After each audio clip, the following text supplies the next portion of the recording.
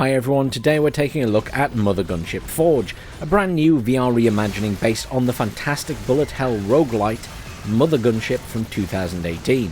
Many thanks to Terrible Posture Games for the review key and the opportunity to try out the game. As ever, regardless of a free key, all opinions are my honest opinions, and the only special treatment they get is that they will get a review done of their game. Many of you will already have seen my Mothergunship review from when it was released free on Epic previously. It's in the description for your reference, but it was a really fun bullet hell game and they had the option of co-op. I was quite blown away by it at the time and it scored 4.5 out of 5. Mothergunship Forge is the follow-up to that 2018 game. While moving into VR, it does not stray too far from the original concept and retains the co-op option. I will note that this review is based on the single player experience as I did not have a friend to play with during the review period. So a quick general overview of the game. Firstly, is there a story? Well, the answer is not really. There are some fantastic voiceover characters which, while cheesy at times, do add something as you play, and certainly brought a smile to my face on a few occasions with their comments about my poor performance.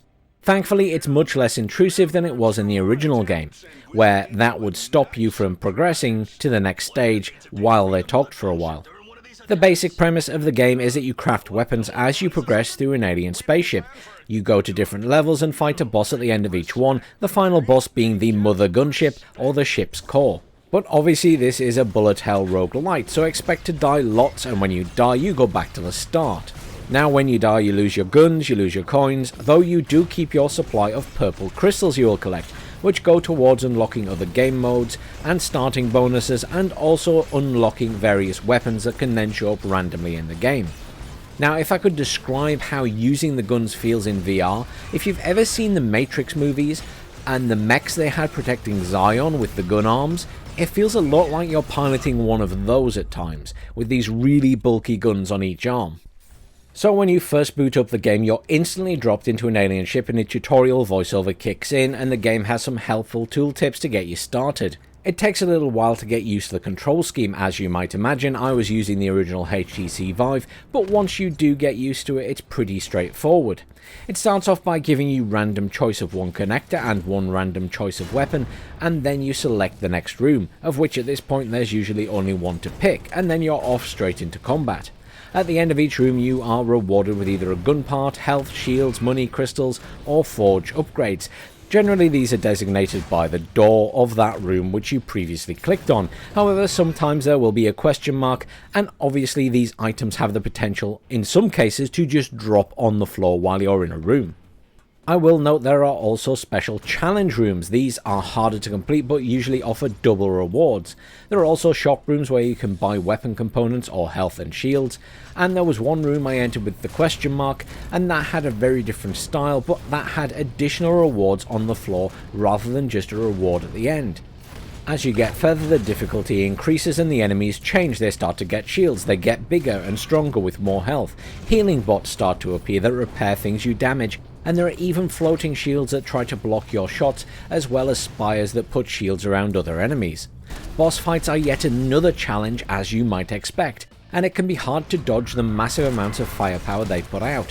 What I did like was that with the bosses they seemed to use different attacks in my various playthroughs, so there was still a bit of variety even with the bosses. You didn't always know what was coming next. Let's move on to another big aspect of the game, and that is gun crafting. It was a fairly big part of the original game, but here in VR it takes it to a completely new level where you're actually slotting the items into the gun as you go. Now you have to plan carefully because at the end of the day you are now in VR. If you build guns too big near the middle of the screen, you're not going to be able to see anything. So you've got to plan in advance, because once you block half of your screen you definitely can't see the enemies that are coming towards you. You can make all kinds of weird and wonderful weapons to the point where you're going to put the Borderlands series of games to shame. Now guns obviously have various components. They can be anything from the weapon itself to a connector, to a special ammo type, to an upgrade for the weapon, to an upgrade for the connector, to an upgrade that allows you to punch away incoming missiles, to an upgrade that allows you to have a shield. And that's not an exhaustive list. There are many more things. For heaven's sakes, there is also a 4-leaf clover which gives you luck, though I'm still not entirely sure what that does. All of these components that you get in the game are random, whether it's as a reward or in the shops, and as a result every run through can be very different because you will get different equipment.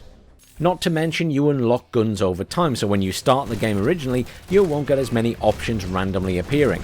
I found that overall fast firing weapons with fast projectiles were the best. Shotguns really dished out the damage, and with various bonus components and bonus ammo types you could really make them incredibly deadly. Rocket launchers, for example, were a bit slower, but with speed upgrades they were okay for shooting at the floor and destroying stuff around them. They weren't great at actually firing at enemies other than the big bosses though. Now of course there are some melee options. Obviously you have the initial power fist which you start with, but you can also get some other ones like a saw blade. There are also things like a pizza thrower, which is actually just a saw blade launcher. That's quite fun as they can both bounce and also get stuck in walls. Basically you can make some really crazy weapons, especially with all of these special effects you get from the special ammo types. Though your gun loses a lot of punch when those run out, however you'll be pleased to know that there are components that also give you a chance to recharge this special ammo, as well as drops in the rooms of course. Overall the weapon building system was a lot of fun. The only thing missing was some kind of forge mode to go in and build random guns and then try them out in some kind of firing range. Next I'd like to talk about the movement options in the game, because it's always important in VR games what options there are, how it's accessible and things like that. Movement is fixed in this game to a circular area in each of the rooms. As a default you can move around in the circle freely as room scale, and this is how I mainly played. However, the reality was I had issues here because I have a wired HTC Vive, which means that I'm not really wanting to dodge and dive around too much because it pulls on the wires. As a result, I was still getting hit fairly often. Thankfully, there are other accessibility options. Firstly, you can select seated, which completely changes the number of enemies, how they behave and the projectiles for an easier experience if you're sat down. The other two options relate to this standard room scale. Firstly, there is an option to dash around, which basically means that you use the left thumb pad to dash left and right, which isn't a bad idea, but it's not ideal. Thankfully, this second option is my preference for most VR games, which is to freely move around with the left thumb pad, and then the right can be used to turn your head. Usually this is turned off for me because otherwise it makes me feel very dizzy very quickly.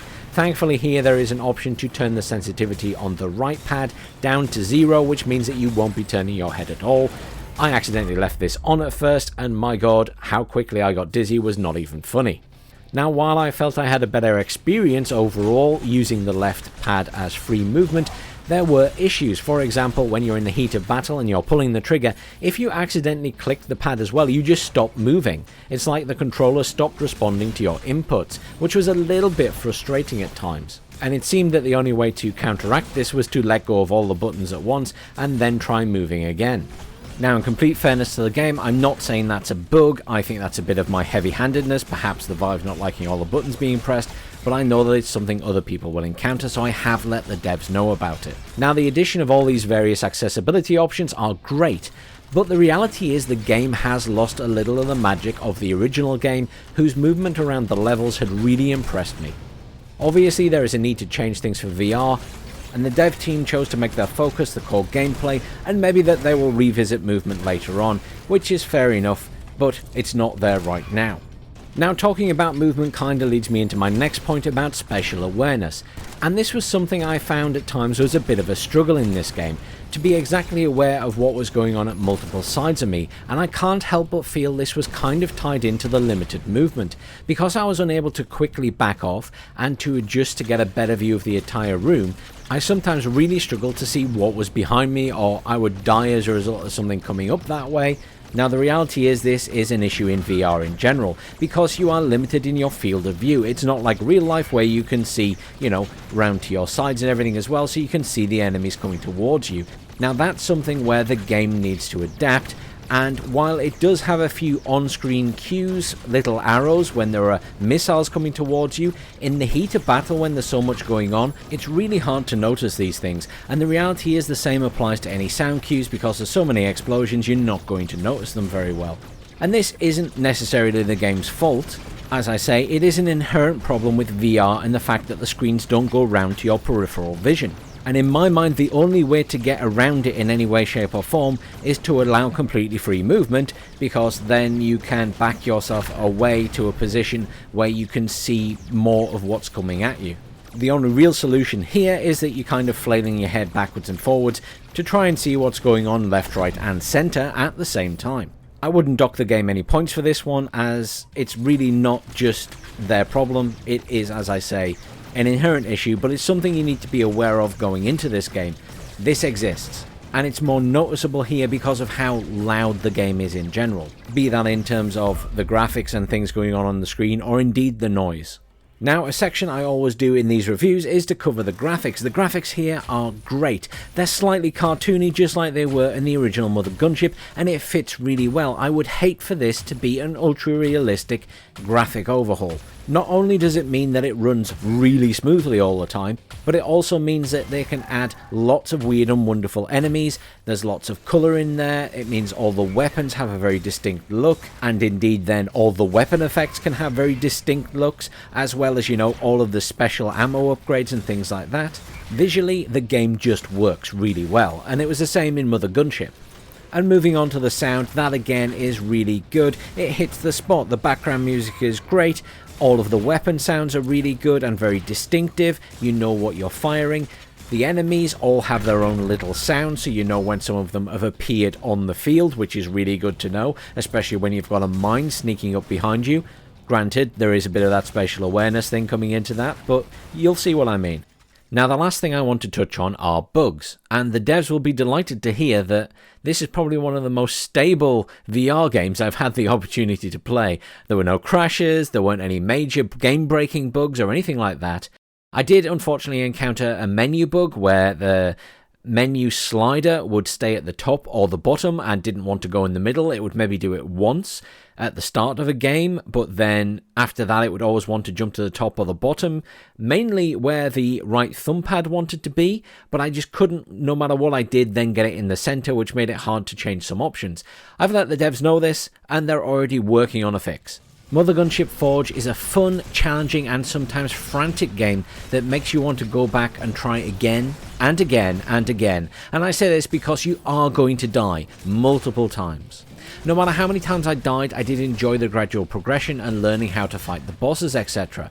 The range of weapons, special ammo upgrades and all the other components is so wide, and it's such a lot of fun to experiment with all the different options. Even if I settled on a few being superior to others in my own mind, I still had fun using the random ones that I got when I didn't get the ones that I thought were superior. And the game was funny enough that even after I'd finished my recording for this video, I still went back and played the game because I was desperate to kill the Mothergunship at least once. Yes, that's right, I am that bad that I couldn't do it on my first playthrough. Now, there is one disappointment, and that is the movement. The fact you are fixed to that one little circle of the map, and I wish you had the freedom to run around the floor of the level just as you did in the original, because it really loses the fluidity the original game had, and it was one of the features I really enjoyed about it. So that's a shame. It doesn't detract from the game being fun, but I notice it's missing because I've played the original. Now I hope it's something they revisit in the future, but it's not a guarantee. So overall, taking everything we've discussed into account, I would give Mothergunship Forge a 4 out of 5 in its current state. It drops the 0.5 that its predecessor got because it lacks that freedom of movement and the fluidity of it, which is achievable in the VR game because there are other VR games like it, such as Dead Effect 2 VR, where you can run around the level freely. Now, I do understand and respect the dev's decision regarding this, but obviously I have to score it as I see it. But all that said, I can definitely recommend the game as a really fun VR roguelite experience where you will come back for more and more punishment. Mothergunship Forge releases tomorrow, 16th of June. It's definitely compatible with the HTC Vive, the Valve Index, the Oculus Rift and the Meta Quest 2. Results with other VR hardware may vary. I will just say a final good luck to Terrible Posture Games for the release of their game tomorrow. I hope it goes well. Thank you everyone for watching, I hope it's been helpful. Please do like, share and subscribe as always, and I'll see you all soon for some more game reviews.